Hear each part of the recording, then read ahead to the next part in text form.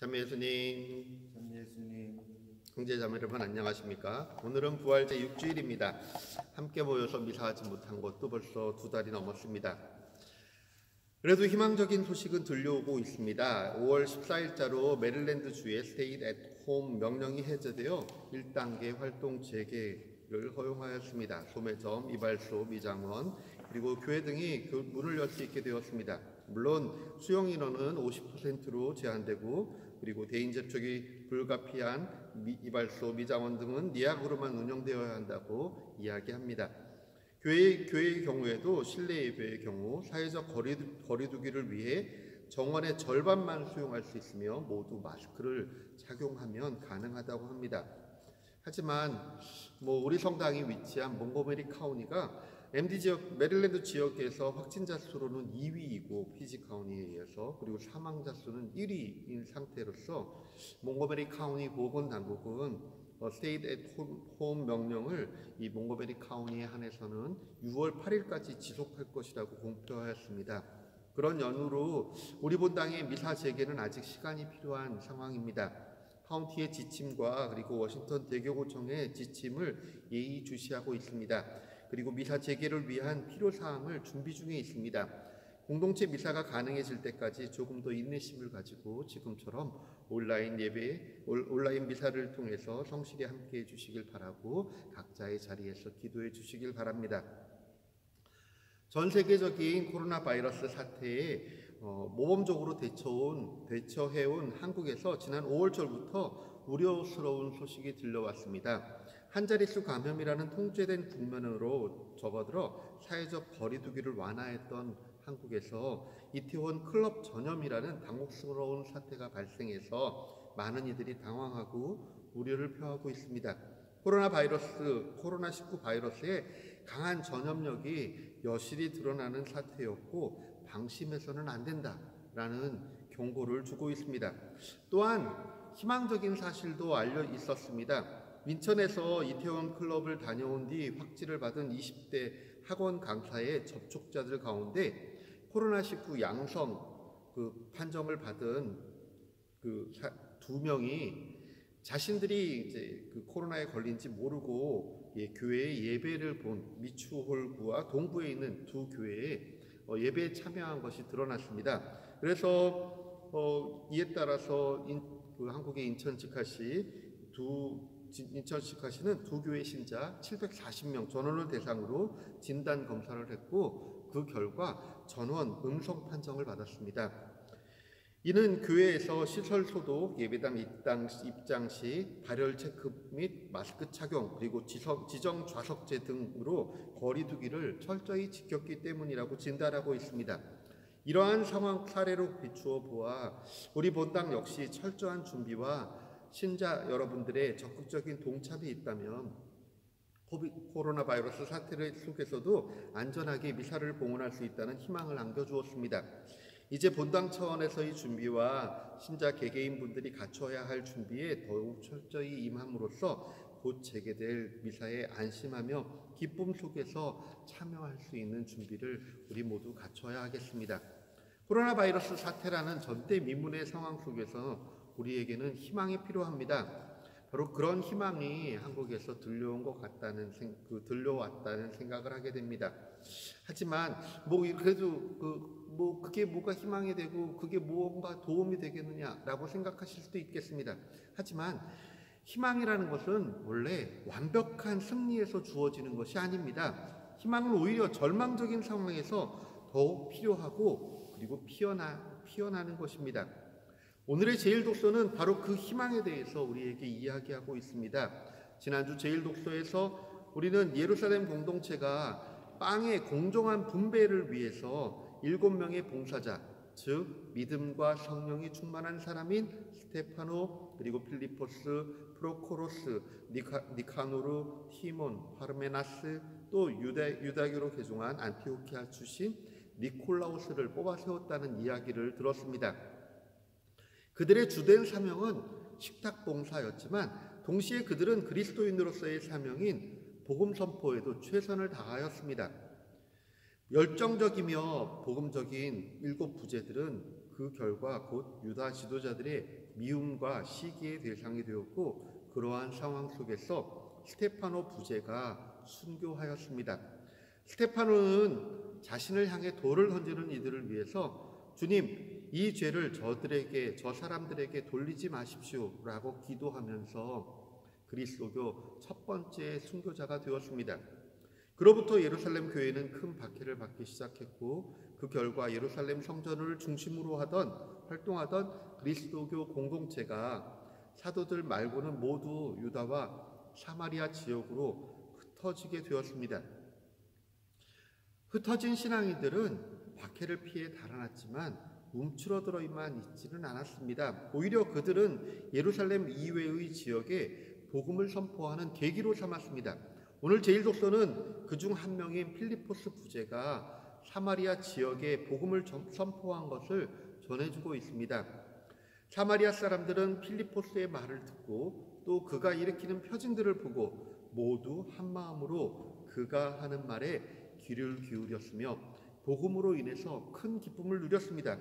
그리고 그들은 더 나아가 성령을 받음으로써 예루살렘을 벗어난 복음의 첫 번째 교회가 되었습니다. 스테파노 순교 이후에 교회는 더욱 심한 박해를 받았고, 사울과 같은 이들이 그리스도교 신자들을 잡기 위해서 눈에 불을 켜고 돌아다니는 상황이었지만, 오히려 그러한 박해 속에서도 복음은 더 넓고 깊게 전파되고 있었습니다. 훗날 때르툴리아누스 순교자가 이야기했듯이 순교자의 피는 또 다른 그리스도인들의 씨앗이 되어 퍼져나간 것입니다. 스테파노 부제의 순교의 피는 수많은 그 신자들의 새로운 그 싹이 되었습니다. 바로 그것이 오늘 제2독서에서 사도 베드로가 이야기하는 희망에 대한 대답입니다. 사도 베드로는 자신의 편지에서 사실 그리스도께서도 죄 때문에 단 한 번 고난을 겪으셨습니다. 여러분을 하느님께 이끌어 주시려고 의로우신 분께서 불의한 자들을 위하여 고난을 겪으신 것입니다. 그리고 육으로는 살해되셨지만 영으로는 다시 생명을 받으셨습니다 라고 선포하고 있습니다. 그리스도인들이 가지는 희망은 바로 예수님의 부활에 근거하고 있습니다. 예수님께서 고난을 겪으시고 십자가에서 살해되셨지만 다시 살아나셔서 그리스도인들에게 희망의 근거가 되셨습니다. 예루살렘 공동체 신자들이 스테파노의 순교라는 절망적인 상황 속에서도 오히려 곳곳에서 복음을 선포할 수 있었던 것은 바로 그 희망 때문이었습니다. 스테파노 부제가 돌에 맞아 죽어가면서도 자신을 향해 돌을 던지는 이들을 위해서 기도하였던 것을 목격한 그리스도인들은 십자가 위에서도 당신을 십자가에 못 박은 이들을 용서하시고 기도하셨던 예수님을 떠올렸고, 그 십자가에 못 박히셨던 분이 다시 살아나셨다는 사실을 기억했습니다. 그러한 예수님의 부활에서 그들은 절망 속에서도 희망을 놓치지 않을 수 있었던 것입니다. 또한 그들은 사마리아 사람들에게 성령께서 함께 하시는 것을 목격하고 예수님께서 최후의 만찬에서 하신 약속을 떠올렸습니다. 내가 아버지께 청하면 아버지께서는 다른 보호자를 너희에게 보내시어 영원히 너희와 함께 있도록 하실 것이다. 그분은 진리의 영이시다. 바로 오늘 복음에서 들려주고 있는 예수님의 약속입니다. 예수님께서는 제자들에게 고아처럼 내버려 두지 않으시겠다고 약속하셨습니다. 그리고 그 약속이 헛되지 않다는 것을 예수님께서는 당신의 부활로서 확인해 주셨습니다. 바로 예수 그리스도의 죽음과 부활에서 기인한 희망을 갖고 스테파노의 순교라는 절망적인 상황 속에서 성령께서 스테파노의 순교라는 절망적인 상황 속에서도 복음을 선포했던 이들이 초대교회 신자들이었습니다. 그리고 그들과 함께 위로자이신 성령께서 활동하시면서 예수님의 사건을 되새기게 해주며 희망을 북돋아 주셨던 것입니다. 바로 그런 희망의 사람이 바로 사도들로부터 예수님의 죽음과 부활 그리고 위로자 성령에 대해서 전해받은 우리 그리스도인들이기도 한 것입니다. 희망의 신학자라고 알려진 독일의 위르겐 몰트만 박사는 이런 말을 했습니다. 오늘날 인류를 비참한 상태로 몰아넣는 것은 그들이 절망하기 때문이라고 생각한다. 그러나 그리스도교의 이해에 있어서 절망은 가장 나쁜 죄이다. 그는 이렇게 계속 이야기합니다. 절망은 재앙을 부르는 가장 나쁜 죄이다. 덴마크의 실존 철학자 케르케고르도 이런 말을 했습니다. 절망은 죽음에 이르는 병이다. 인생의 모든 불행과 비참은 희망을 포기하는 절망에서부터 시작되기 때문입니다. 그런 의미에서 죽음을 뛰어넘는 희망을 가지고 있는 우리 그리스도인은 절대 병들지 않는 사람들이라고도 이야기할 수 있겠습니다. 죽음의 수용소에서라는 책을 쓴 유대인 심리학자 비터 프랭클은 자신의 그 나치 죽음의 수용소에서의 경험을 우리에게 전해주고 있습니다. 그는 이제 그 캄캄한 감옥에서 죽어가는 그 동료에게 이렇게 이야기를 합니다. 친구 여러분, 저 조그만 창이 보이지 않습니까? 죽어가는 동료가 대답합니다. 창을 봐봐야 시커먼 회색 담벼락밖에 없지 않소. 프랭클은 이렇게 이야기합니다. 아니 그 회색 담벼락 넘어 저 건너편에 있는 맑고 푸른 하늘을 바라보십시오. 밤에도 빛나는 별들을 바라보십시오. 또한 그는 어느 날 노동 시간에 흙 속에 파묻힌 유리병 조각을 몰래 바지 주머니에 숨겨가지고 돌아왔습니다. 그리고 그날부터 그 유리 조각으로 매일 아침 저녁 2번씩 깨끗이 면도를 했답니다. 그때마다 그는 자신의 신념을 독백처럼 되뇌었습니다.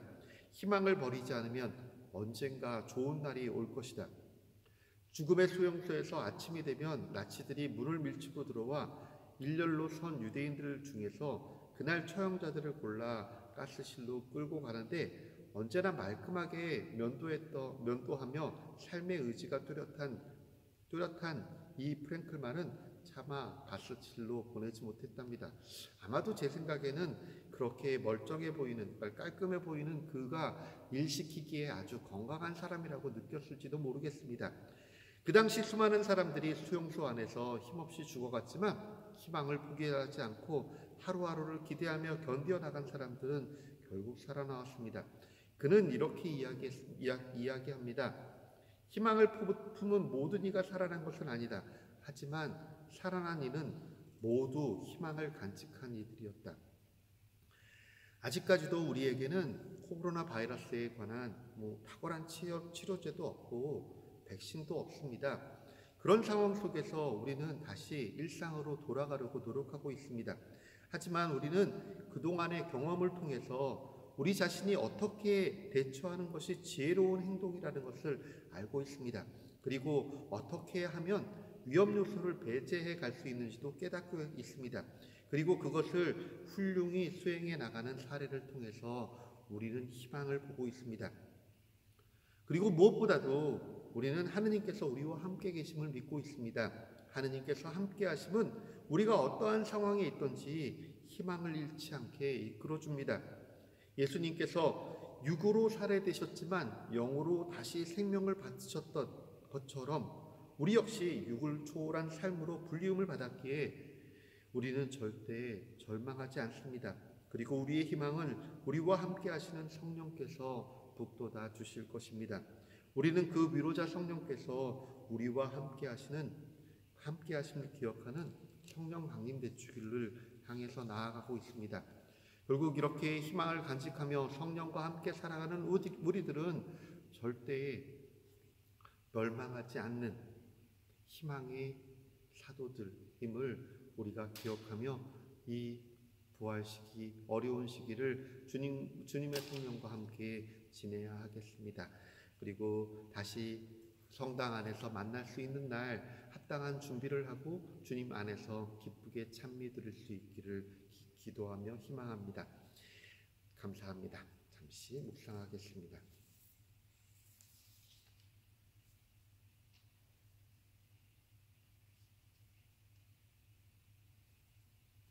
네, 더 긴 묵상은 각자 하시길 바라고요.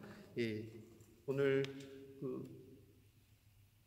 강론 원고도 역시 홈페이지에 올라와 있습니다. 그리고 이번 주 부활 6주일 주보 홈페이지에 공지해 놓았습니다. 지난 5월 14일 프란시스코 교황님께서 기도와 단식과 자선 실천의 날 선언하시고 이때 미사하시며 강론하신 내용 적어 놓았습니다. 공지해 놓았습니다. 한번 읽어보시고요. 예, 그리고 뭐 계속 말씀드리듯이 어려운 분들 본당 사무실로 우편 메일 보내십시오. 신자 대출 신청받고 있고요. 그리고 도움 주실 분들은 역시 마찬가지로 메일 주시면 감사하겠습니다. 어려운 속에서도 희망을 가지고 이 어려운 시기 잘 이겨내는 우리 공동체의 희망찬 모습 보여주는 한 주간 되시길 바랍니다. 감사합니다.